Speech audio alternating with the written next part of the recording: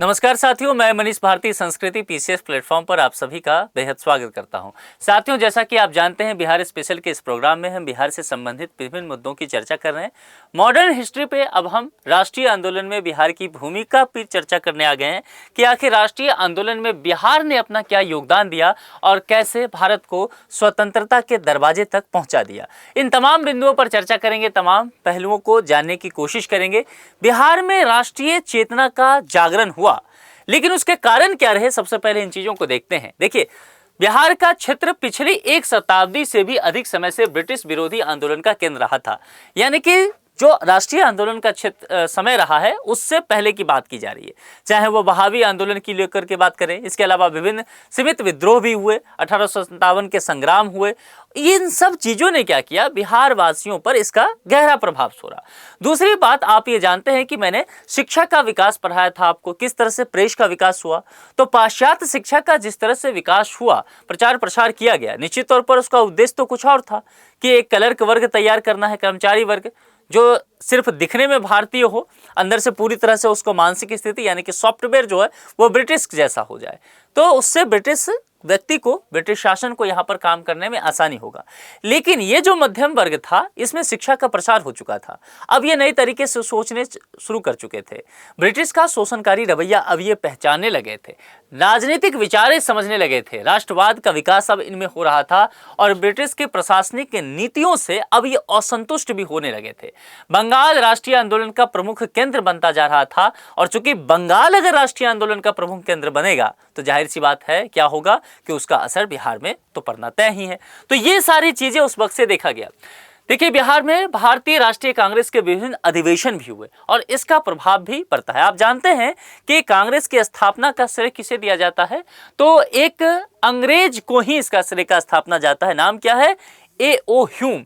A.O.. Hume ने ही 28 दिसंबर 1885 को Congress party की स्थापना किया था। कोलकाता हाईकोर्ट के वकील व्योमेश चंद्र बनर्जी थे कांग्रेस पार्टी के पहले अध्यक्ष, इन्हें बनाए गए थे। ठीक है, और इसका जो पहला अधिवेशन वह बंबई में 1885 में हुआ था, जिसकी अध्यक्षता व्योमेश चंद्र चटर्जी ने ही किया था।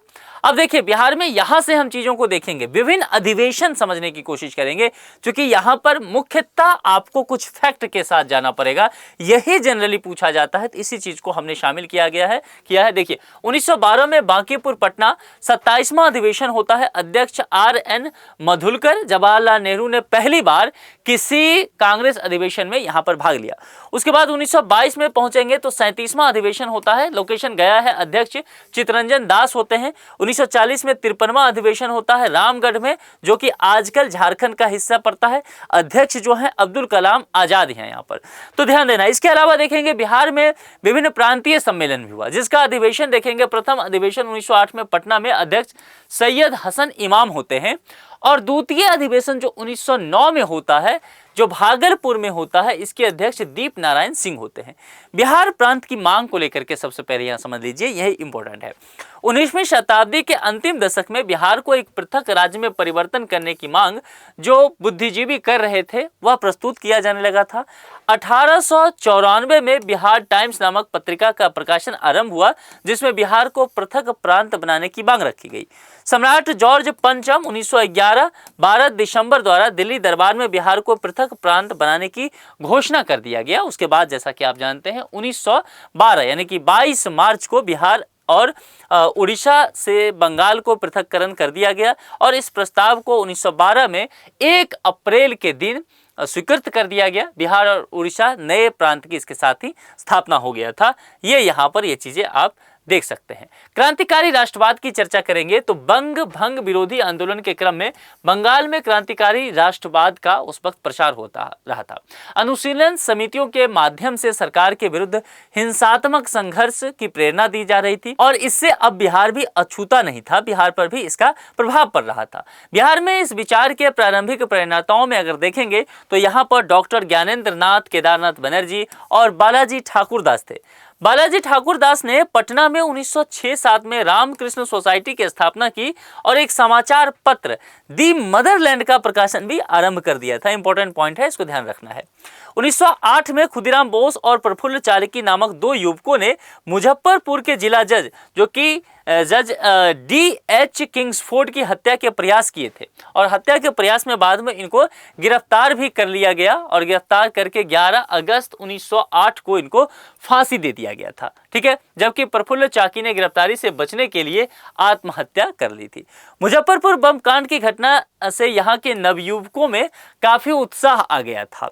चाहे आप रेवती नाग की बात करेंगे, चुनचुन पांडे की बात करेंगे, बटेश्वर पांडे, छोटन सिंह, नलिनी बागची और अन्य नवयुवक जो यहाँ के थे, वह अब राष्ट्रीय आंदोलन में अधिक सक्रिय भूमिका निभाने लगे थे। शचीन्द्र नाथ सान्याल ने 1913 में पटना में अनुशीलन समिति की एक शाखा की स्थापना भी कर दी। ढाका अनुशीलन समिति के सदस्य रेवती नाग ने भागलपुर में और यदुनाथ सरकार ने बक्सर में युवा क्रांतिकारियों को प्रशिक्षण देना शुरू कर दिया था। भूपेंद्र नाथ दत्त ने पटना में भवानी मंदिर क्रांतिकारी संस्था की भी स्थापना की। देखिए, ढेर सारे फैक्ट हैं, तो ये फैक्ट आपको ध्यान रखना पड़ेगा क्योंकि बीपीएससी में फैक्ट ज्यादा पूछा जाता है।